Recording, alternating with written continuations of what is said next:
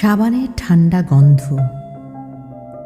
অবিরাম জল পড়ার শব্দ, আর স্নান করতে করতে আমার মায়ের খোলা গলায় নিজের মনে গেয়ে যাওয়া রবীন্দ্রসঙ্গীত।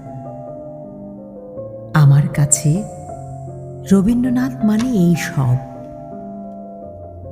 আমার কাছে রবীন্দ্রনাথ মানে 25শে বৈশাখের আনন্দ উৎসব নয়, 22শে শ্রাবণের ধা নয়, জোড়াসাঁকোর ঠাকুর বাড়ি কিংবা বোলপুরের বিশ্বভারতী।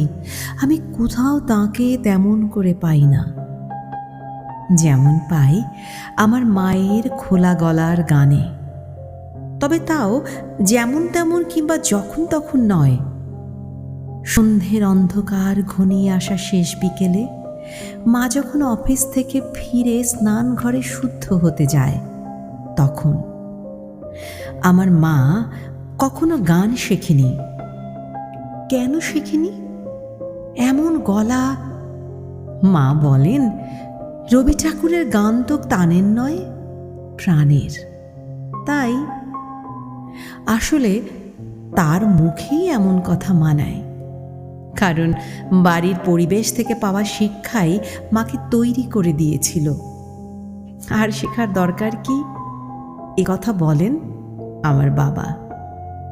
মা যখন কল ঘরে তার প্রাণের গান গাইতে থাকে, তখন জলের ঝিরঝিরে শব্দগুলো যেন সহস্র বীণা হয়ে গানের কথাগুলোকে সুরের সঙ্গে একাকার করে দিয়ে আমার শরীরে ঢুকে যায়। আমি বুঝতে পারি এখন আমার আর রক্ষা নেই। আমি এখন কিছুই করতে পারবো না, শুধুই শুনে যাওয়া ছাড়া। আমি মা স্নান ঘরে দরজা বন্ধ করলেই আমি বাইরে কান পাতি। আমি কিন্তু সব শব্দের অর্থ বুঝতে পারি না। সেদিন মা গাইছিল, যাহারিয়ে যায় তাগলে বসে রইব কত, যাহারিয়ে যায় তাগলে বসে রইব কত, যাহারিয়ে যায়। আর পারে নে রাত জাগতে হে নাথ, পারে নে রাত জাগতে হে নাথ, ভাবতে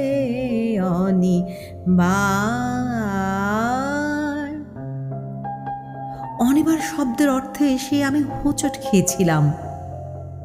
আমার মাও বোধ হয় সব কথাগুলো জানা না থাকায় ঘুরে ফিরে ওই দুটো লাইনই গাইছিল। ফলে অর্থ না বুঝতে পারার যন্ত্রণায় আমি ছটফট করছিলাম।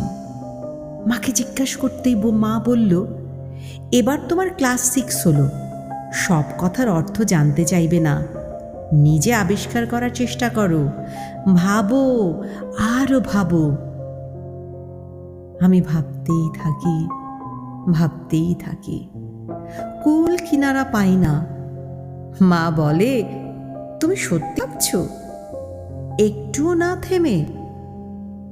আমি বলি, সত্যি ভাবছি, নন স্টপ। মা বলল, নন স্টপ ভাবতে পারছো আর ভাবতে অনিবার এত কঠিন হলো বোঝার পক্ষে? স্কুলে আমরা অনেক উঁচু ক্লাসে এসে বাংলা পড়তে শুরু করি, তাই শক্ত কথায় এসে বারবার মুখ থুবড়ে পড়তে হয়। কিন্তু আমার মায়ের গান আর রবীন্দ্রনাথ, এই দুয়ে মিলে আমার স্টকে এখন অনেক বাংলা শব্দ। সেই অর্থে রবীন্দ্রনাথ কিন্তু আমার মাস্টার মশাই, এমনকি আমার ডিকশনারিও। কিন্তু শুধুই তাই নয়, রবীন্দ্রনাথ আমার কাছে অনেক কিছু। আমার মায়ের একটা প্রিয় গান, কাঁদালে তুমি মোরে ভালোবাসারি ঘায়ে, কাঁদালে তুমি মোরে। দু একদিন পর পরে মার মুখে গানটা শুনতে শুনতে এ গানটা আমার এমন আপনার হয়ে গেছে যে এর আলাদা কোনো মানে থাকতে পারে তাই আমার মাথায় আসেনি কখনো, মার কাছে জানতেও চাইনি।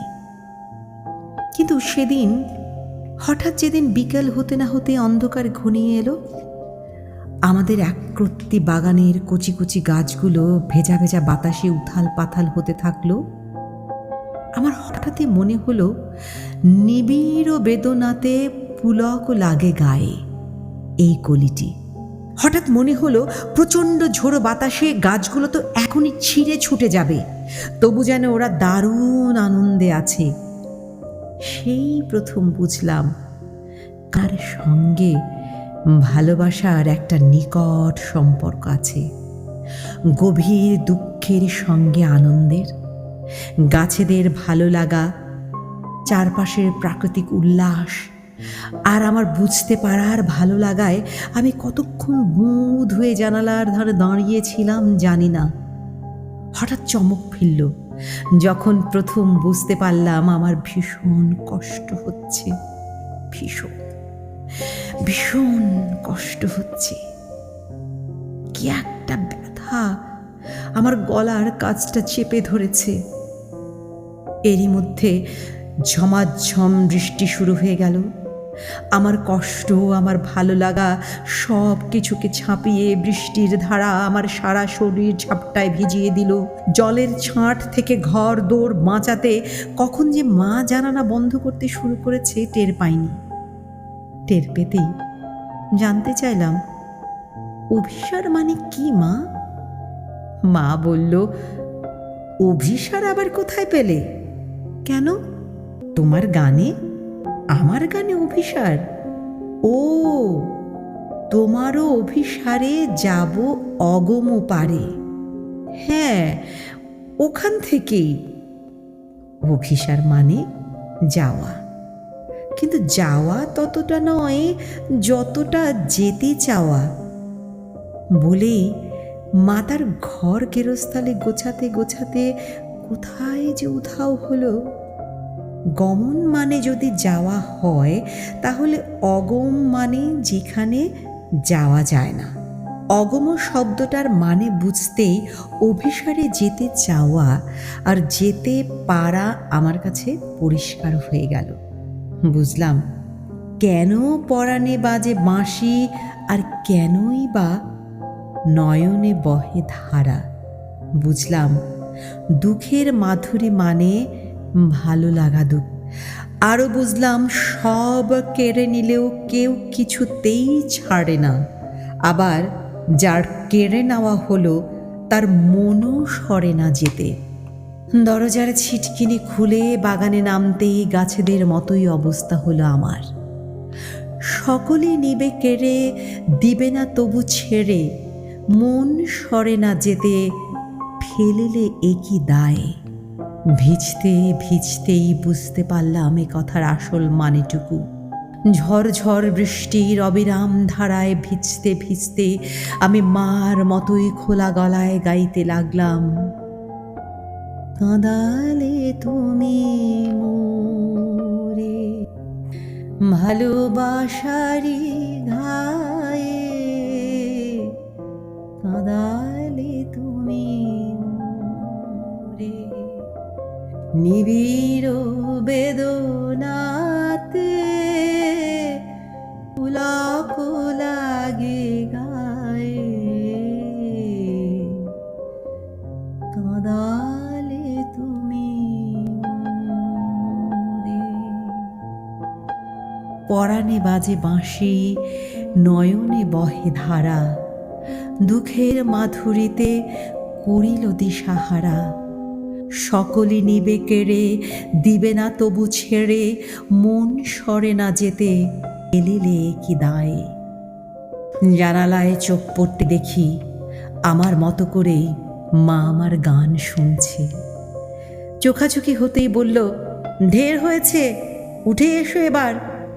সপ সপে ভেজা জামায় ঘরে ঢুকেই দেখি বাবা ফিরে এসেছেন কখন। বললেন, বৃষ্টিতে ভিজতে ভিজতে বর্ষার গান এলো না মনে? বাবাকে কি করে বোঝাই অভিসার শব্দের মানেটুকু আমি জানি। আজই জেনেছি ভালোবাসার আঘাতে কেমন করে কাঁদা যায়। এই সব নিয়ে আমার রবীন্দ্রনাথকে আমি এইভাবেই মেঘলা আকাশে, বাদল বাতাসে, মার স্নানের শব্দে, সাবানের গন্ধে, বিকেলের মরে যাওয়া আলো অন্ধকারে বারবার পেতে চাই, বছরের পর বছর, প্রতি বছর, যতদিন যাবে, যতদিন যাবে, যতদিন যাবে, যতদিন